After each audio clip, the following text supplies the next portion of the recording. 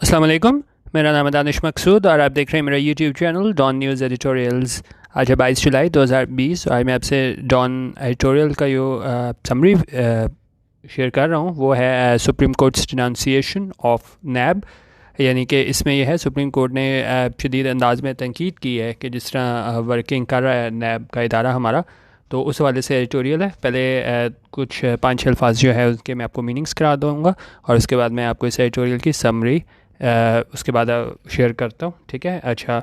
अब एक ही एडिटोरियल से मैंने मीनिंग्स इसलिए लिए हैं कि याद करने आसान होते हैं, आपको एक टोन पता होती है कि क्या टोन चल रही है, तो उस लिहाज से आपको मीनिंग्स याद रखना आसान हो जाते हैं। यानी ये पूरा जो एडिटोरियल है उसकी टोन यही है कि शदीद अंदाज में तनकीद की गई है, तो आप मीनिंग्स भी देखेंगे तो उससे काफ़ी रेलेवेंट होंगे। जिस तरह पहला वर्ड हमारे पास है वोकैबलरी का आज, वो है एक्सकोरिएट। एक्सकोरिएट क्या होता है? एक्सकोरिएट हमारे पास होता है जब आप किसी को शदीद अंदाज में ना तनकीद का निशाना बनाते हैं। जिस तरह एग्जांपल लें, he excoriated the government for censorship. Similar meanings में हमारे पास आ जाएंगे क्रिटिसाइज, फाइंड फॉल्ट विद, किसी में नुक्स निकालना, और क्या हो सकता है सेंशर, डिनाउंस और कंडेम। तो सारा उनका मीनिंग क्या निकल रहा है हमारे पास कि किसी को पे आप तनकीद का किसी को निशाना बनाना। ठीक है, एक्सकोरिएट। ये मैं अभी आपको इसमें एडिटोरियल में भी दिखाता हूँ कैसे यूज़ हुआ है। उसके बाद हमारे पास सेकंड वर्ड है ओवरटर्न। ओवरटर्न होता है कि कोई भी चीज़ हो उसको आप ख़त्म करना, एबॉलिश करना, इनवैलिडेट करना, रिवर्स करना। ठीक है, द रिजल्ट्स ओवरटर्न्ड प्रीवियस फाइंडिंग्स, यानी कि जो नताइज थे उन्होंने क्या किया, जो पुरानी फाइंडिंग्स थी तो उनको क्या कर दिया, ओवरटर्न कर दिया। अच्छा, अब इसमें ये एडिटोरियल का सेंटेंस है द टू जज। चलिए मैं आपको एडिटोरियल कराऊंगा तो वहाँ पे दोबारा क्लियर करा दूंगा। ठीक है, ये मैंने ये दोबारा लिख लिया था, वहाँ पे हम देख लेंगे। अच्छा, और सिमिलर मीनिंग हमारे पास ओवरटर्न में क्या आ जाता है, कैंसिल, रिवर्स, रिसेंड, ख़त्म करना, रिवर्स करना, रिपील, रिवोक।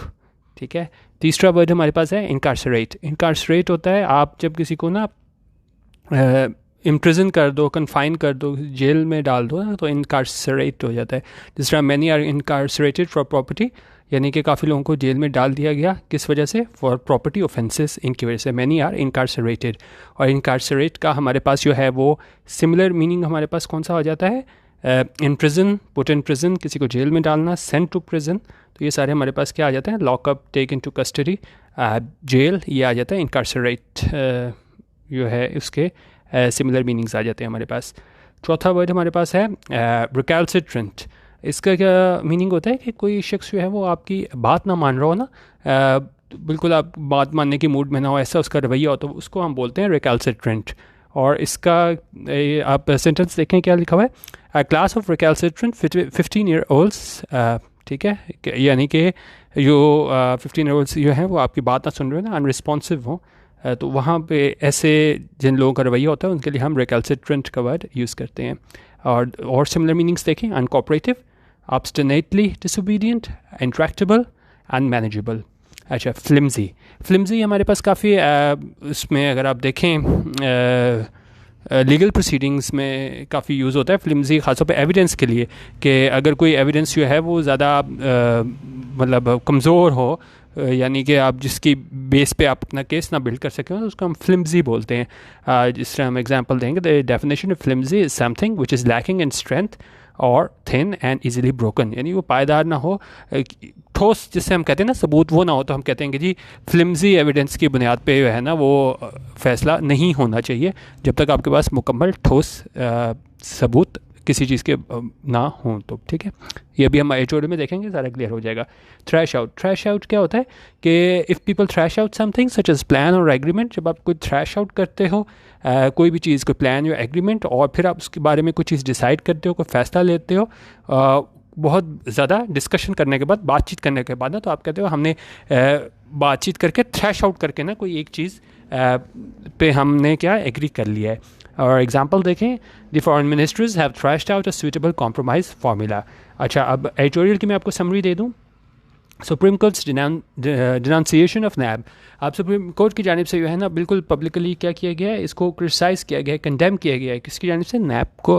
किसको किया गया है? नैब को, नेशनल अकाउंटेबिलिटी ब्यूरो, और ख़ासतौर पर इनकी जो वर्किंग है उसके हवाले से उन्होंने बात किया है। अगर हम इसका स्टार्ट ही देखें एडिटोरियल का, वो कैसा है? Those who run the national accountability bureau should hang their heads in Shem. उन्होंने कहा ये चला रहे हैं नैब, ठीक है, उसको क्या करना चाहिए? उनके सर जो हैं वो शर्म से झुक जाने चाहिए। तो यहीं से आप अंदाज़ा लगा सकते हैं कि शदीद अल्फाज में जो है वो सुप्रीम कोर्ट की जानिब से नैब पे तनकीद की गई है, ठीक है। अच्छा, आप उस पर कह रहे हैं ये जो एंटी ग्राफ्ट बॉडी है उसको क्या है, उसको मतलब पहले भी क्रिटिसाइज़ किया गया है। किसके लिए? फॉर इट्स मॉडस ऑपरेंडी, की इसका तरीक़ाकार है उस पर पहले भी तंकीद का निशाना बनाया गया है। लेकिन इस दफ़ा क्या हुआ है?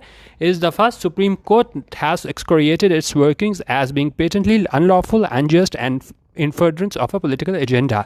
अब जिस तरह excoriated में मैंने आपको बताया कि शदीद अंदाज में तंकीद करने को कहते हैं, तो उन्होंने कहा पहले भी इस पे तरीक़ाकार पे तंकीद की जाती रही है, लेकिन इस दफ़ा क्या हुआ है? सुप्रीम कोर्ट की जानिब से तनकीद की गई है कि ये बिल्कुल ही मुकम्मल तौर पे जो है वो गैर कानूनी इनकी वर्किंग है, जिस तरह ये लोग काम करते हैं, अनजस्ट है। और क्या करते हैं? पॉलिटिकल एजेंडा, ठीक है, सियासी एजेंडे को आगे बढ़ावा देते हैं। किसी का बजाय इसके कि आप इंसाफ में बात करो ना, तो आप क्या करते हो? ख़ासतौर पे सियासी इंतकाम के तौर पे जिस तरह कहा जाता है कि जी यूज़ कर रहे हैं। पहले तो ये होता था कि अपोजिशन की जानिब से कहा जाता था कि जी पॉलिटिकल एजेंडा है, तो फिर बंदा कहता था कि भाई अपोजिशन है तो बोल ही रही है। लेकिन अहमियत इस दफ़ा क्यों है? इस दफ़ा अपोजिशन की जानिब से ये अल्फाज नहीं कहे जा रहे कि भाई ये पॉलिटिकल एजेंडा लेके आगे चलता है। नैब इस दफ़ा सुप्रीम कोर्ट की जानिब से कहा गया है। और किस चीज़ में कहा गया है?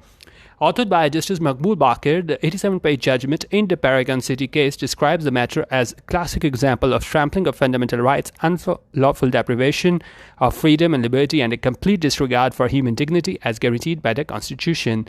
अच्छा, अब ये सारी बातें नैब के बारे में तनकीद किस चीज़ में की गई थी? एक जजमेंट है हमारे पास जस्टिस मकबूल बाकिर की, 87 पेजेस की जजमेंट है। और वो किस में आई है, किस केस में वो जजमेंट आई है? वो पैरागॉन सिटी केस में जजमेंट आई है। और उसमें उन्होंने इस मैटर को, अभी आगे हम देखते हैं क्या मैटर था, कि उसको एक क्लासिक एग्जाम्पल के तौर पर करार दिया, जहाँ पे जो है वो फंडामेंटल राइट्स, बुनियादी हकूक़ जो हैं उनको, उनकी बिल्कुल आपके उसको बिल्कुल क्रश किया गया। अनलॉफुल डेप्रिवेशन ऑफ फ्रीडम, बिल्कुल आपके जो है ना महरूम कर दिया गया आपकी आज़ादी से और लिबर्टी से, और complete disregard for human dignity. और उन्होंने कहा ये सारी चीज़ें जो हमें गारंटी की गई हैं, यकीन हमें गारंटी किस में की गई हैं? कॉन्स्टिट्यूशन में, आइन में। तो इन सारी चीज़ों को जो है ना वो बिल्कुल क्या कर दिया गया? ट्रैम्पल कर दिया गया। जिस तरह यहाँ पे देखें, ये कह रहा था ट्रैम्पलिंग ऑफ फंडामेंटल राइट्स। उन्होंने कहा ये बुनियादी हकूक़ बिल्कुल जिस तरह रोन दिए गए ना ये सारी चीज़ें, और बिल्कुल रोन दिया गया इसकी जानिब से, नैब की जानिब से। और ये किस में इन्होंने बात की है? The 2-judge bench had granted bail on March 17 to the accused। उन्होंने कहा जो 2 जजेस का बेंच था उन्होंने बेल ग्रांट की थी मार्च 17 को। किसको? To the accused. और वो एक्यूज्ड कौन थे? Former railway minister and PMLN leader Khawaja Saad Rafique and his brother Khawaja Salman Rafique. तो उस वाले से हम बात कर रहे हैं कि इस जजमेंट में जो है ना उन्होंने बेल ग्रांट कर दी थी इन 2 भाइयों को। और क्या किया? overturning a rejection of their bail plea by the Lahore High Court on June 18 last year। और उसको ओवरटर्न कर दिया, क्योंकि पहले जो है ज़ाहिर है उनकी ज़मानत नहीं हुई थी। तो ओवरटर्न कर क्या करना होता है? ये पहले रिवर्स करना है किसी चीज़ को। तो पहले जो है उनकी ज़मानत नहीं हुई थी, लेकिन यहाँ पे ओवरटर्न कर दिया। ओवरटर्न करने का मतलब ये कि रिवर्स कर दिया वो डिसीजन।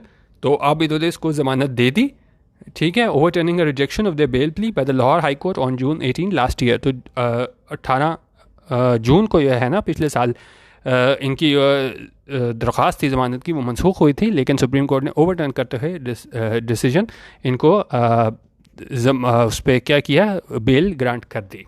अच्छा, अब इसमें यहाँ पे आप देखें, यहाँ पे ये कह रहे हैं कि यहाँ पे, अच्छा मैं थोड़ा जो इंपॉर्टेंट चीज़ें हैं वो थोड़ी हाईलाइट की थी, वो देख लेते हैं। उन्होंने कहा ये वर्ड ये नतीजा, ये फ़ैसला जो आया है ये भाइयों के बारे में, ठीक है, उसमें क्या कह रहे हैं? उसमें ये इन्होंने नोट किया है इस जजमेंट में कि ये ब्यूरो है वो रिलक्टेंस है, यानी वो को नहीं करना चाहते। क्या नहीं करना चाहते? To act against one side of the political divide. क्या आप एक साइड पे जो है ना वो पॉलिटिकल डिवाइड पे उनके ख़िलाफ़ नहीं जाना चाहते, यानी कि आप ये हो सिर्फ एक पार्टी के पीछे ही लगे हुए हो। Even where huge financial scams are concern. उन्होंने कहा यहाँ तक कि बहुत ज़्यादा जो हैं वो स्कैम्स भी हों, फाइनेंशियल स्कैम्स ना, तो वहाँ पे भी जो है ना वो क्या करते हैं? तो एक साइड पे ही रहती है, नैब ये नहीं करती। ज़ाहिर है ऑपोजिशन के जो लीडर्स होते हैं तो उन्हीं के खिलाफ एक्शन ले रहे होते हैं, तो उन्होंने कहा जो एक साइड है उसको बिल्कुल छोड़ दिया हुआ है। और यहाँ क्या मुराद है कि हुकूमत के खिलाफ जो है ना वो नैब एक्शन नहीं लेती। While those on the other side are being arrested and incarcerated for months and years without providing any sufficient cause, even when the law mandates investigations to be concluded expeditiously and trial to be concluded within 30 days. उन्होंने कहा लेकिन जो दूसरी side political divide पे लोग हैं, ज़ाहिर है ये ऑपोजिशन वाले हैं, उनको क्या किया जा रहा है, उनको अरेस्ट किया जा रहा है, जेलों में डाला जा रहा है, इंकारसरेट किया जा रहा है महीनों सालों के लिए, और फिर क्या साथ उनको प्रोवाइड भी नहीं दिया भी नहीं जाता क्या चीज़, कोई उनको सफिशिएंट कॉज, उनको कोई वजह नहीं बताई जाती। Even when the law mandates investigations to be concluded expeditiously. उनका यहाँ तक कि जो लॉ है उसमें तो ये है कि जो इन्वेस्टिगेशन है ताकि ठीक है इंक्वायरी है वो आपने क्या करनी है, कंक्लूडेड उसको ख़त्म करना है एक्सपेडिशियसली, यानी कि जल्दी जल्दी ख़त्म करना है, and trial to be concluded within 30 days, होने का ट्रायल को 30 दिनों में ख़त्म करना है।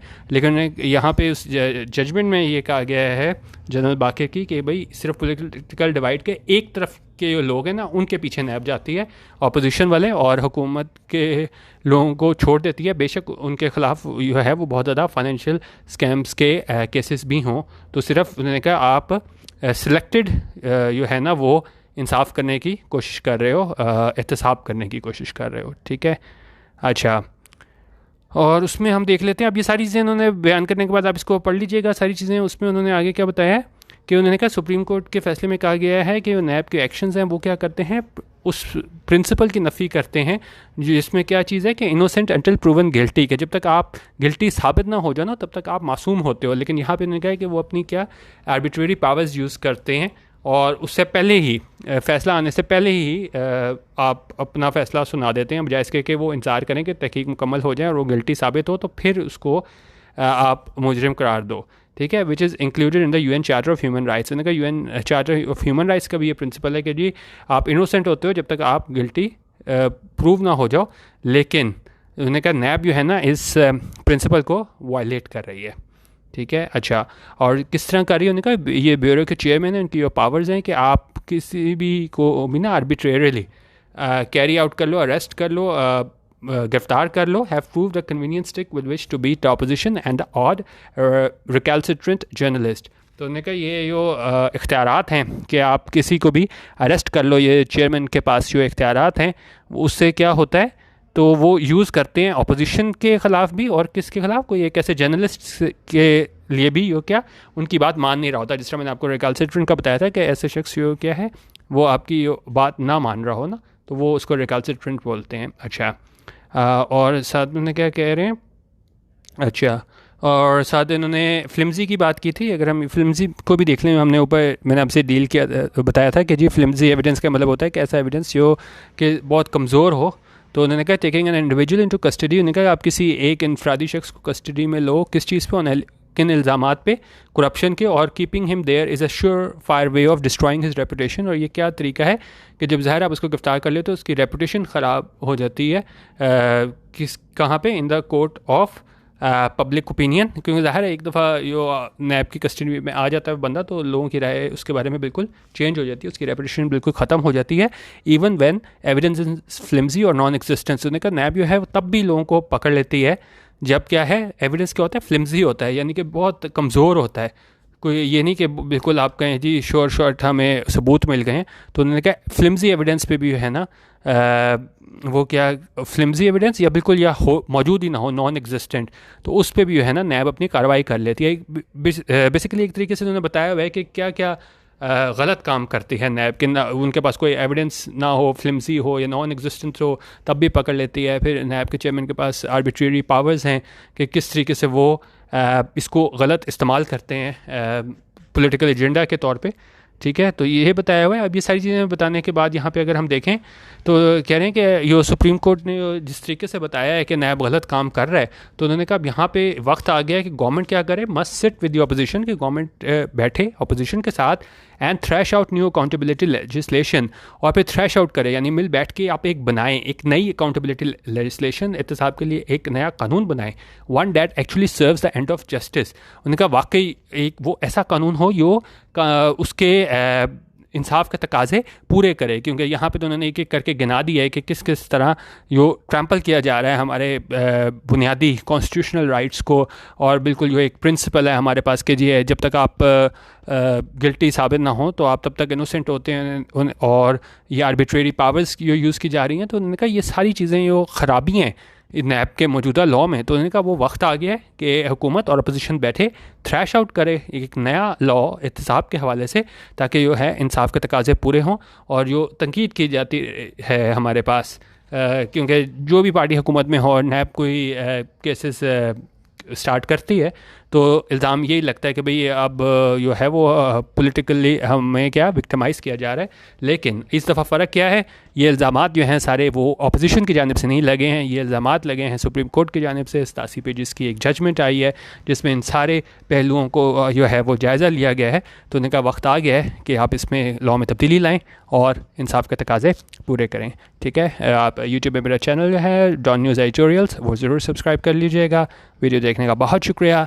अल्लाह हाफ़िज़ और पाकिस्तान जिंदाबाद।